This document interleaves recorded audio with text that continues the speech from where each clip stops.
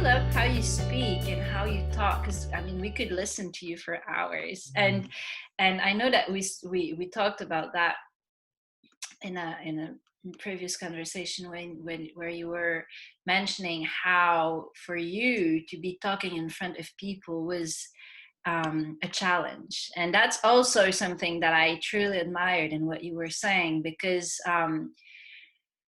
some of those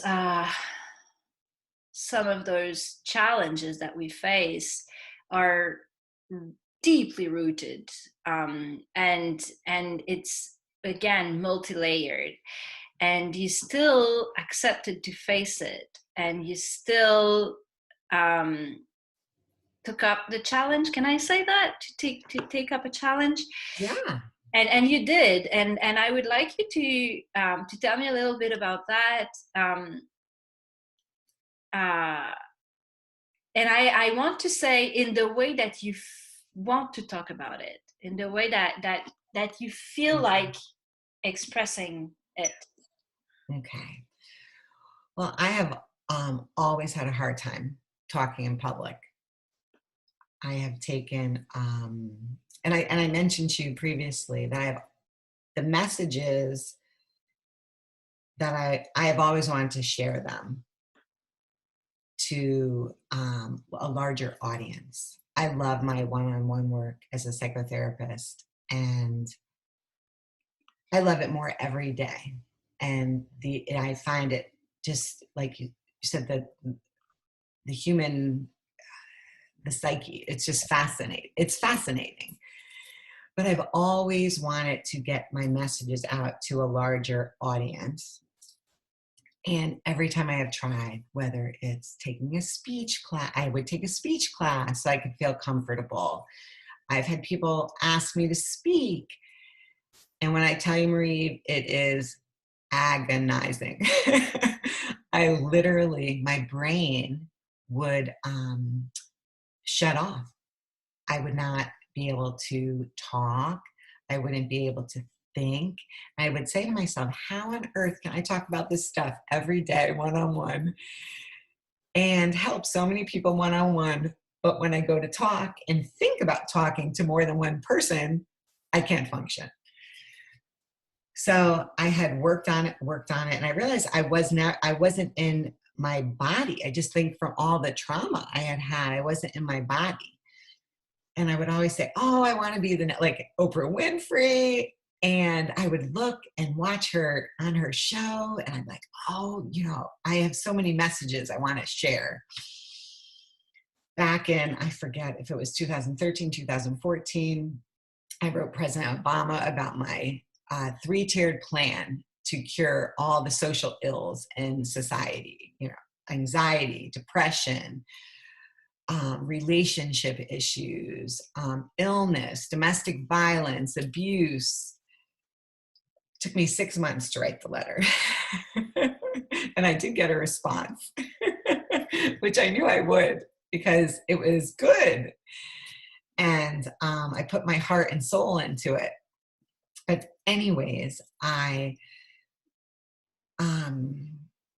would say to myself, so I would get these offers and I would turn them down, and I would say to myself, in my next life, I will get my messages out to a larger audience. And then as I've continued on my path, I was given another offer, and I said, okay, I think I could do this. Boy, was I wrong. I was filled with massive anxiety. I ended up doing it. It took me so long to prepare. But then when I got up in front of everyone, I was very rigid and very stiff. And I was like, okay, I'm never doing that again. So then, as I continued on my journey, I was like, maybe I could do this when my kids are out in college. So I have a 13-year-old and a 16-year-old. Just as I kept continuing on my path, I just felt a little more, just more and more connected, more at ease. Like the thought of it wasn't as terrifying. So then COVID hit, and I know it it was and has been very hard for so many people. For me, just the slowing down, I literally felt my nervous system downloading into my body. I would say to my secretary at work all the time, "Oh my God, Arlene, I need 7 of me. I need 7 of me," as I would go in and out of my office to get my next client. And I never saw that I could slow down because, again, I didn't have a sense of security in my childhood. So I always counted on me. So I never felt I could stop. I just had to keep going. So when COVID hit and we couldn't go anywhere, do anything, I will tell you, I was like, wow. I honestly like can cry telling you how much my nervous system, just how much I got in my body. And it was amazing. And then during COVID, I found out that I had nodules in my throat. And I went to the doctor, and the doctor said that they're not benign, but they're not cancerous. They're somewhere in the middle, and they could turn to cancer. So I'm like, I don't want a part of my thyroid taken out.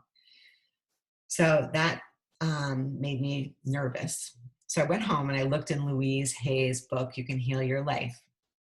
And she talks about the mind body connection. And I looked up nodules. So it said under probable cause for why someone would develop nodules. And it was resentment and frustration and hurt ego over career. So I was like, oh my God, I am meant to share my messages in a larger audience. I've always wanted to, and I am going to do that. I'm going to make that happen. And I happened upon Lee Harris's class on Own Your Value and Earn Your Worth, which is how I met you, and was able to do this interview with you to share about myself and my class and what I decided to, through the class, to offer an online class and share my messages with larger audiences and hopefully get my thyroid nodules to shrink. Mm-hmm. Yeah. So it's been, so with that, with my health, I looked at it and I was like, why is this happening? Because I haven't been, walking my truth. Yep. And with everything, like I said earlier, whether it's an illness, a problem in a relationship, a problem with myself, I take everything as an opportunity to heal and move forward. Mm. So that's what I'm doing, even though it's scary. Oh, yeah, I can. Oh But man. at least I'm proud of myself as I sit here and talk to you today, because not that long ago, probably before COVID, before I learned how to sit a little bit more in my body, I would have gone completely blank and not have been able to talk to you. Mm. Well, you're doing an amazing job at talking to me right now. And as I Oh, I just love tears in my eyes. when you talk. Oh, yeah, it's so moving. And by the way you express yourself, we just know that you have to express yourself, you have to talk to people because you have that gift of, some people don't have it, and it's okay, like we all have our own gifts, but you have that gift of, when you start talking, we listen, because you have a way of expressing yourself that it's out there. And yeah, so you Thank you. have to use that gift.